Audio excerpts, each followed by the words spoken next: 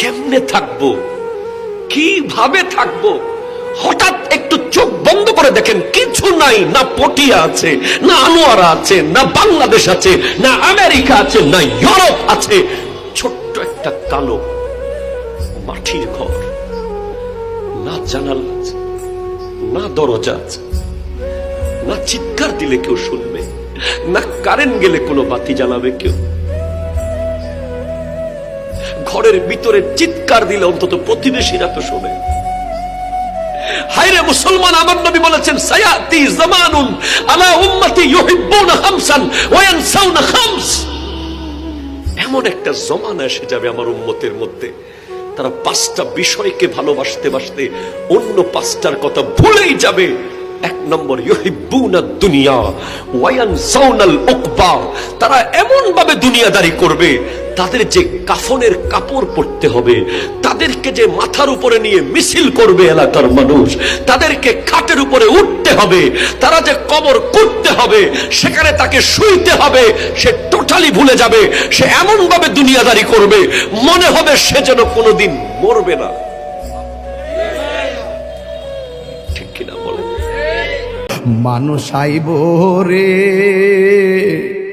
এক নজর দেখিতে, মানুষ আইব রে দেহ কাচার অচিন পাখি, দেহ কাচার অচিন পাখি উইরা যেদিন যাইব রে। এক নজর দেখিতে মানুষ আইব রে। কবরে নিয়ে যাওয়ার মানুষগুলো একটাও দুশমন ছিল না, সবগুলো আপন মানুষটাই নিয়ে যাচ্ছে কবরে। আমি চিৎকার দিয়ে আওয়াজ দিয়ে বললাম, ভাই তোরা তো জানিস আমি কবরে থাকতে পারি না, তোরা তো জানিস আমি অন্ধকারে শুইতে পারি না, তারপরও আমার জন্য কবরটা খুলে দিলি।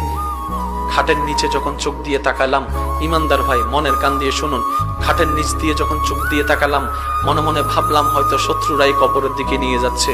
যখন নিচে তাকাই দেখলাম চোখ কপালে উঠে গেল, একজনও আমার দুশমন নাই, সব আমার আপনগুলাই আমাকে খাটের মধ্যে নিয়ে কবরের দিকে নিয়ে যাচ্ছে। কে আপন, কে আপন?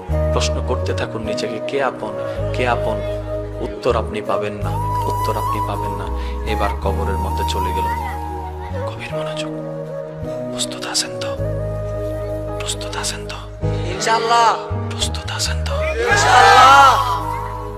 লাশটা কবরে রেখে দিল, উপরে আস্তে আস্তে চাটাই দিচ্ছে, ওই বাঁশের ফাঁকে ফাঁকে কিছুটা আলো ঢুকছে। বাবার লাশটা সন্তানে রাখছে, সন্তানের লাশটা বাবা রাখছে। এই লাশটা নিজের হাতে রাখা মানে প্রমাণ করে দিচ্ছে আজকে থেকে তুমি আলাদা, আমি আলাদা। ইন্নাল আবদা ইজা উদিআ ফি কবরিহি, যখন কোনো কাউরে বান্দারে কোথায় রাখা হয়? কবরে রাখা হয়। ফাতাওয়াল্লা আনহু আসহাবুহু, সবাই যখন মাটি দিয়ে চলে যায় তখন কি হয়? ফায়াসমাউ কারআনি আলিহিম, এই মুর্দা যেটা মরা ছিল তার মধ্যে রূহ চলে আসে, প্রাণের সঞ্চার হয়। সে কবরের ভেতর থেকে উপরে যারা চলে যাচ্ছে তাদের জুতার আওয়াজ শুনতে পায়। কিসের আওয়াজ শুনতে পায়? এখন দূরে যখন চলে যায়, ফাআতানে মালাকান, দুইজন ফেরেশতা আসে, নাম কি? মুনকার নাকির। ফায়ুকঈদানিহি, একজন ডানে আরেকজন বামে ধরে মুর্দাকে বসায়।